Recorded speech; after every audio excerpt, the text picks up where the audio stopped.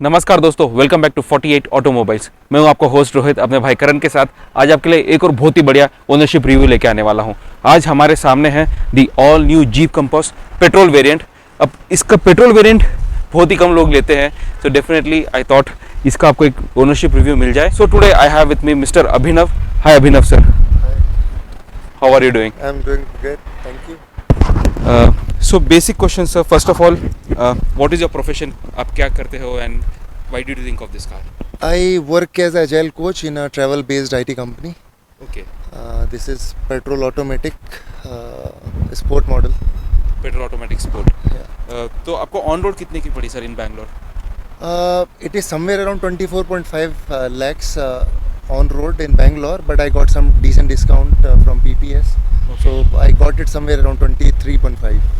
23.5 lakhs में automatic के साथ petrol, so Yes. Which is a good deal actually. अगर आप अभी और details will ask sir car के अंदर बैठ के, ताकि आपको और अच्छी तरह से इस गाड़ी के बारे में पता चल जाए। एक शॉर्ट इंट्रो देना था यहाँ पे। कार के अंदर चलते हैं और देखते हैं कार कैसी चलती है, और ज़्यादा क्वेश्चंस सर को पूछेंगे। आइए सर। तो सर अभी तक आपने कितनी चला ली है इस कार को? अभी अराउंड 9,300 अप्रॉक्स अच्छा, चल गई है। तो आपने ली कब थी? ये ली मैंने अगस्त 2021 में। Okay, so around in 8 months आपने अराउंड 9,000 चेंज चला लिया है। राइट, तो आपका यूजेज कैसे रहता है? ज़्यादा करके आप कैसे यूज़ करते हो? क्योंकि मतलब- पेट्रोल कार ली है आपने तो। करेक्ट। मतलब मंथली बहुत ज़्यादा ड्राइव मेरी नहीं है, क्योंकि मेरा ऑफिस नियर बाई है और मैं बहुत ज़्यादा सिटी में ड्राइव भी नहीं है, तो इसलिए मैक्सिमम से मैक्सिमम 500-600 किलोमीटर, और थोड़ा और ज़्यादा कभी हो गया तो 800-900, तो उससे ज़्यादा मेरी लोकल में रनिंग है नहीं। ओके। तो इसीलिए ये रीज़न था कि पेट्रोल में ले सकता हूँ, और डीजल लेकर उसको मेंटेन करना, ज़्यादा कॉस्ट बेयर करना वो सेंसिबल शायद नहीं था, तो इसलिए I thought I will go with the petrol.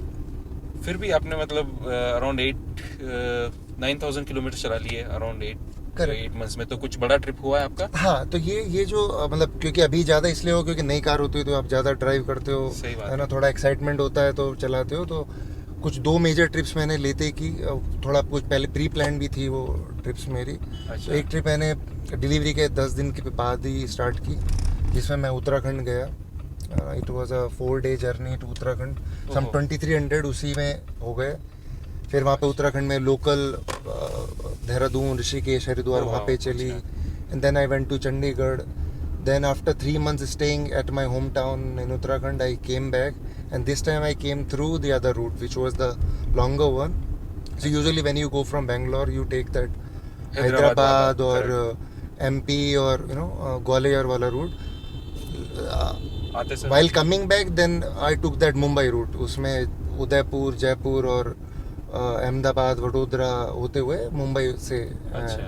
So that itself was a 2,700 approx. So because of those 2 trips, it became like this much itself. Then I had a recent trip to Goa as well. अच्छा। So because of that, I was able to reach 9,000 in 8 months. But usually, if I'm not traveling in cities, I hardly drive like 500-600 kilometres kilometers per month का per आपका हो month. जाता है। तो आप जब इतने बड़े बड़े ट्रिप्स किए हो इस कार के अंदर, कंफर्ट वाइज कैसे रही है आपको कार? और एक चलाने का on the highway with 1.4 litre petrol engine, वो कैसा लगा आपको? कभी पावर लैग तो नहीं लगा या कुछ ऐसा? नहीं, आई थिंक बहुत लोगों को लगता है कि पेट्रोल में फन नहीं है, और हाँ। कंपास के पेट्रोल में बिल्कुल फन नहीं है, जबकि ऐसा नहीं है। मतलब जब अगर एक कंपनी ने कार बनाई है और उसका इतना पैसा ले रही है, तो there is a reason for it. Correct, अब हाईवे पे चलाता हूँ मैं 120 पे भी होऊंगा तो बिल्कुल नहीं पता चलता है कि मैं उस स्पीड पे हूँ। करेक्ट। मतलब एक इसका जैसे अभी भी हम बात कर रहे हैं, इंसुलेशन इतना अच्छा है, बाहर की कोई नॉइज वो नहीं बहुत है, बड़ी बात है। करेक्ट। स्टेबिलिटी है, suspension setup I think it is best in the segment. आप किसी कितने भी गड्ढे में कहीं भी इसको चलाओ, कोई प्रॉब्लम नहीं। बाहर की कोई आवाज़ अंदर नहीं आएगी। हाईवे पे आप कितनी स्पीड पे क्रूज करो, स्टेबिलिटी नो डाउट कि कोई प्रॉब्लम कुछ वहाँ पे हाँ, आएगी। आपको ये तो ये मतलब हर एक बंदा जो जीप चला रहा है वो तो बोलते हैं स्टेबिलिटी हाँ, के लिए। अगर आप जीप ले रहे हो तो आप स्टेबिलिटी के लिए ले रहे हो। इसका सही बात है। स्टीयरिंग जो आपको फील मिलेगा, और जो स्टेबिलिटी आती है रोड पे मनूवर करते हुए, वो आई थिंक मुझे इस कार में बेस्ट लगा। इसके अलावा आपको कोई इश्यूज आया कार के अंदर? No issues at all, no issues. This is why Jeep people keep Correct. Asking me कि क्रेटा क्यों नहीं ली, इतने पैसे में टॉप मॉडल आता। एग्जैक्टली वो मेरा नेक्स्ट क्वेश्चन होने वाला सेल्टॉस था। क्यों नहीं ली, टॉप मॉडल आता।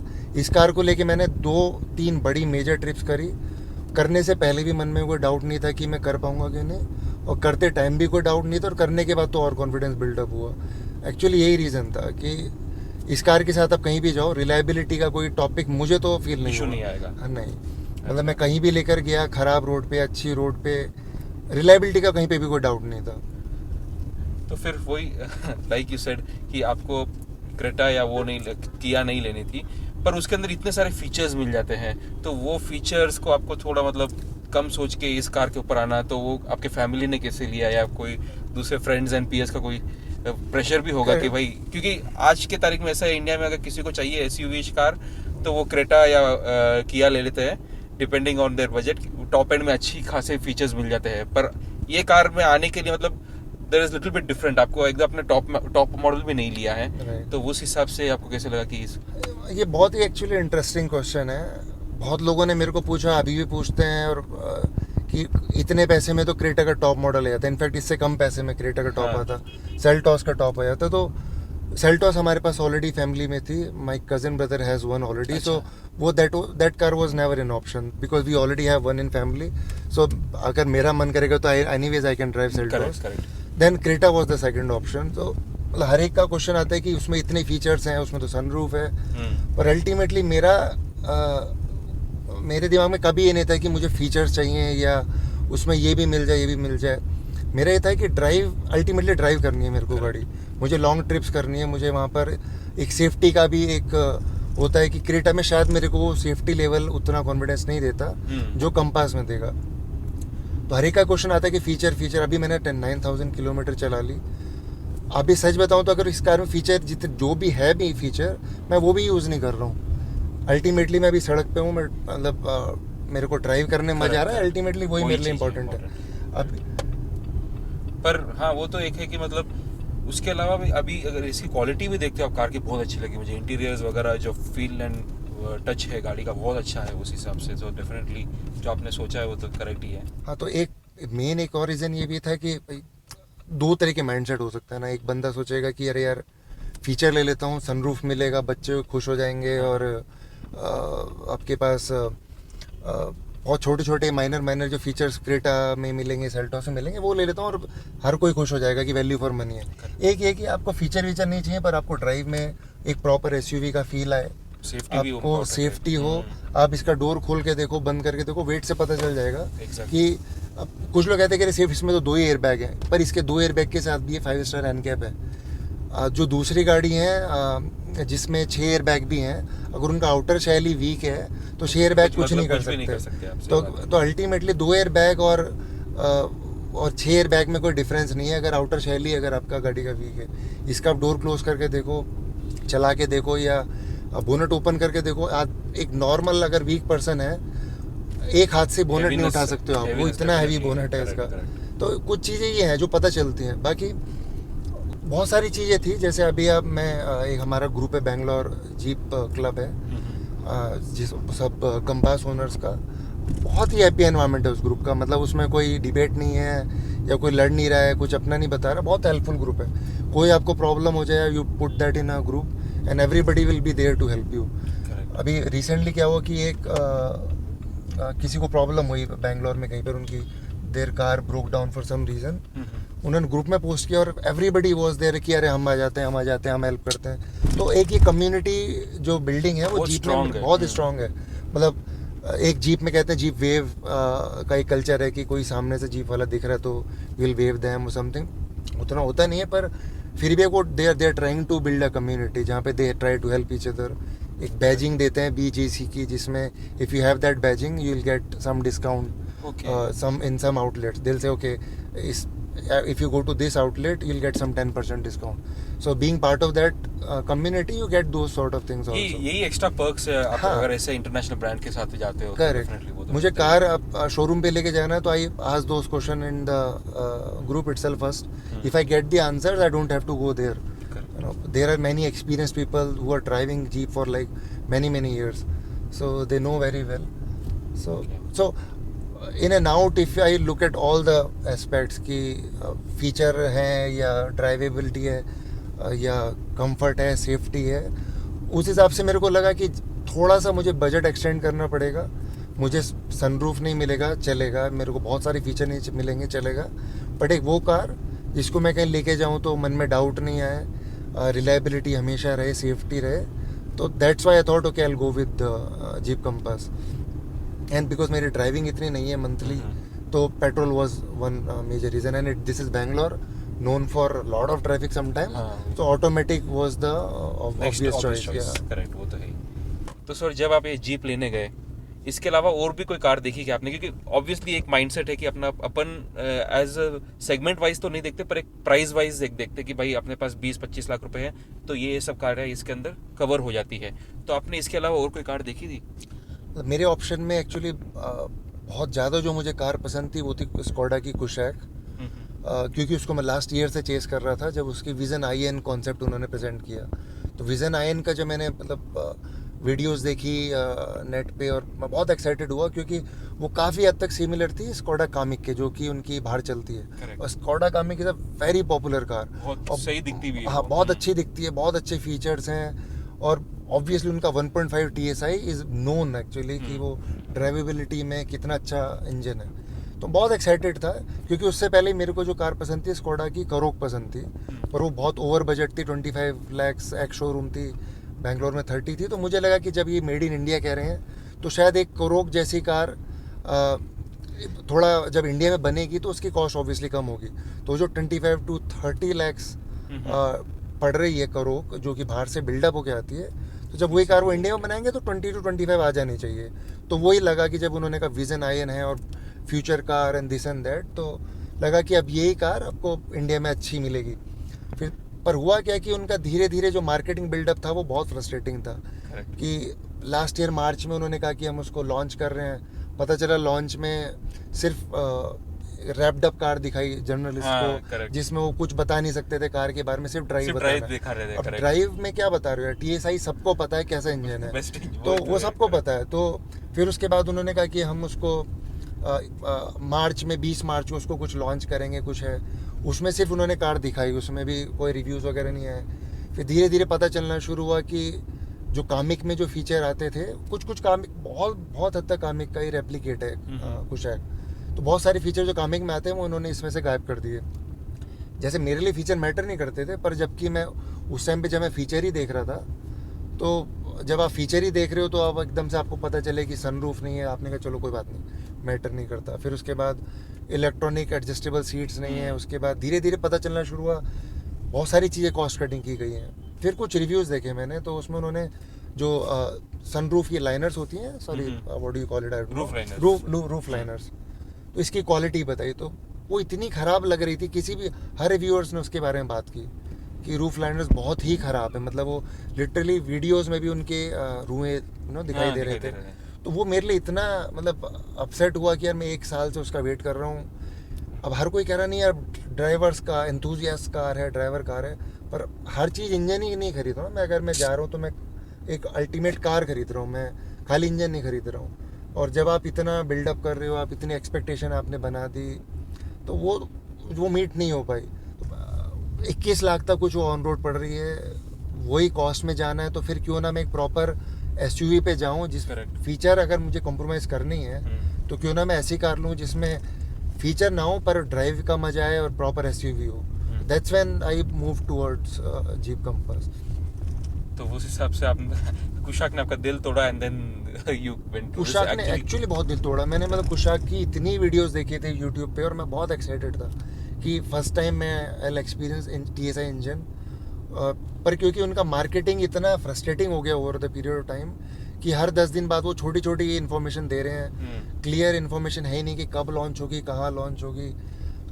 ट्विटर पे क्वेश्चंस हो रहे हैं स्कोडा को, तो वो लोग पूछ रहे हैं एनकैप रेटिंग क्या है, तो वो एनकैप रेटिंग का भी बहुत उन्होंने अनसेटिस्फैक्टरी आंसर दिया कि हम नहीं भेज सकते उनको, they will ask us for the car then only we can send. अभी आप देखो टाटा ने अपनी विलिंग पे they send their cars for NCAP और सबको 5 स्टार मिल रहा है। यार इतना अच्छा बिल्ड वो बना के दे रहे हैं, तो आप तो you are known for build quality, तो आपको क्या प्रॉब्लम थी कि अगर GN कैप निकलवा लेते उसका। तो वो थोड़ा सा डाउट हुआ, मुझे लगा यार इंडिया में आके इनको लगा कि कॉस्ट कटिंग हो जाएगी और इंडियन कस्टमर्स को तो बस एंथुजियास्ट कार बोल के आप बेच दो तो वो खरीद लेंगे। ठीक है, तो वही चीज़ मेरे को थोड़ी सी मतलब सेटिस्फैक्ट्री नहीं लगी, that's when I moved on.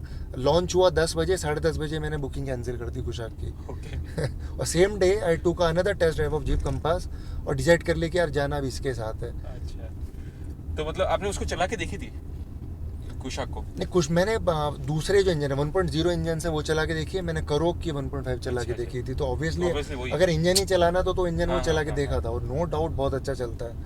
पर घूम फिर के वही बात आती है कि मैं इंजन के लिए नहीं पैसे दे रहा हूँ, मैं ओवरऑल एक कार के लिए दे रहा हूँ। सही बात है। तो आपके अभी तक कितने सर्विसेज हो गए सरकार के? अभी सर्विस नहीं हुआ है, 7,600 किलोमीटर पे कुछ इनका नॉर्मल चेकअप चेकअप होता रहता है, है, जिसमें हाँ। वो कुछ बेसिक फिल्टर टॉपअप्स कर ऑयल टॉपअप्स करते हैं, और बेसिक चेकअप्स करते हैं, कुछ उनका अपना क्राइटेरिया है। देन 15,000 जब किलोमीटर्स हो जाएंगे ये और 1 ईयर, उस पर फर्स्ट प्रॉपर सर्विस होती है, जिसमें दे विल चेंज ऑयल और क्लीन फिल्टर्स एंड ऑल होता है। पर अभी प्रॉपर सर्विस सो कॉल्ड नहीं हुई है। ओके सर, तो जैसे कि आपने बताया कि आप ज़्यादा करके सिटीज़ में यूज़ करते हो और ऑड हाईवे ट्रिप्स पे जाते हो, तो माइलेज क्या मिल रहा है आपको मिक्सचर में अगर बात करते हैं तो? सिटी में चलाता हूँ तो बम्पर टू बम्पर और little bit normal kind of traffic, Bangalore traffic, उसमें 7 to 9 के बीच में रहता है। मतलब हाइयर 9 और लोअर 7, तो ये सिटी में चलता है। बाकी हाईवे पे I have been able to make it about 14.5 also, sometime Oh. I've got 15 also. So in Jeep it all depends on your driving style.